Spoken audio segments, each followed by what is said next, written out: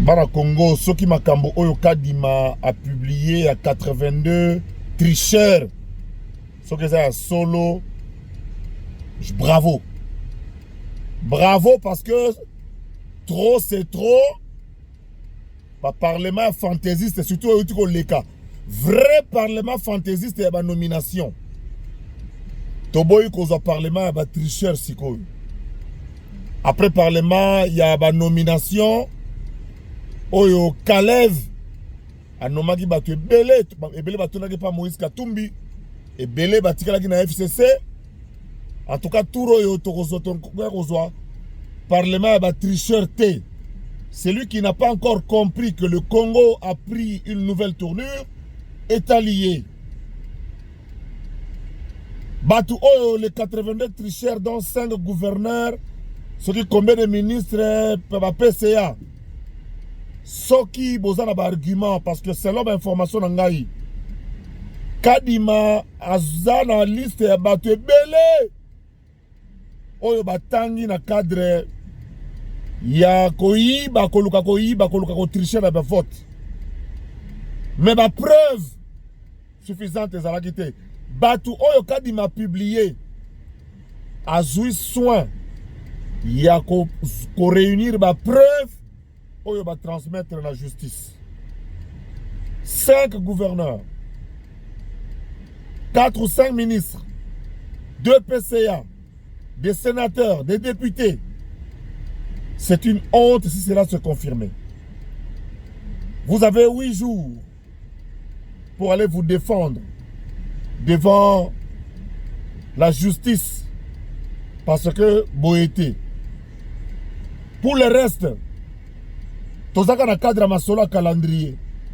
Masola calendrier zo continuer, calendrier Seni et Seyebani le 10 Cour constitutionnelle à proclamer, à publier, à confirmer, à confirmer décision à Seni.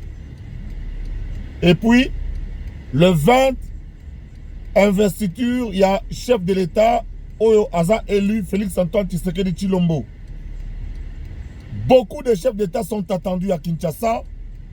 Cérémonie Yamunene, Oyo. En réalité, les alliés plébiscites, il y a peuple congolais. Pour la première fois, un chef d'État est élu avec autant de points. Donc, la célébration, il y a plébiscite, au peuple a Pessi Fachi, peuple de Kolo Victoire ya Fachi, peuple de Pessi Fachi mandat. Toutes les 26 provinces, il y aura un événement, il y a là, le 20 janvier, Mukolo Oyo, président a prêté serment, il y a investiture, il y a un discours d'investiture. Pour appeler Sabiso programme na ya 5 prochaines années, Oyo Boyebi a rappelé qui yango na campagne électorale na ye.